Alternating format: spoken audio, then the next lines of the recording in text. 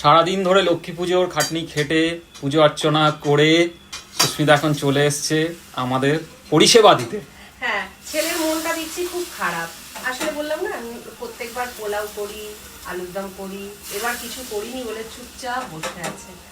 তা এত রাত্রে ওর জন্য ছেলের একটু হাসি দেখবো বলে তাই বানাচ্ছি পোলাও।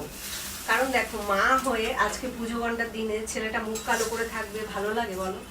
তা এখন কটা বাজে? এখন বাজে তোমার 10:30। 10:30। দেখো, এদিকে আমি পোলাওটা বসিয়ে দিচ্ছি, আর এদিকে দেখো আলুটাকে ভাপিয়ে নিয়েছি, আলুর দম করবো। প্রিপারেশন কিছুই ছিল না। এই আলুর দমের মধ্যে, নিরামিষ আলুর দমের মধ্যে না আমি একটু টমেটো দিই, কিন্তু টমেটোটা ঘরে নেই। আর এত রাত্রে কোথায় পাবো বলো বন্ধুরা? একটু আদা, কাঁচা লঙ্কা আর একটু জিরে পেস্ট করে নেবো, আর একটু টমেটো সস আছে, ওই টমেটো সস দিয়ে একটু কষাবো। দেখা যাক কিরকম হয় টমেটোর বদলে টমেটো সস দিয়ে। আজকে রাত্রির মতন তো কাজ চালাই। তা বললাম না, কোনো প্রিপারেশন ছিলই না। তা এই কিছুক্ষণ আগে রূপক গিয়ে একটু চাল, কাজু কিশমিশ নিয়ে আসলো। মোটামুটি কাজু কিশমিশটা আমার ঘরে থাকে, আর গোবিন্দভোগ চালটা সামনের দোকান থেকে নিয়ে আসলে হয়ে যায়। কিন্তু আজকে চালটাও ছিল না। বললাম যাও একটু চাল নিয়ে আসো, আর ঘি ফি চিনি এগুলো তো সবই থাকে।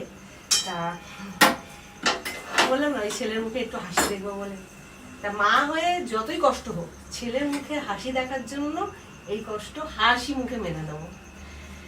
করো করো একদম।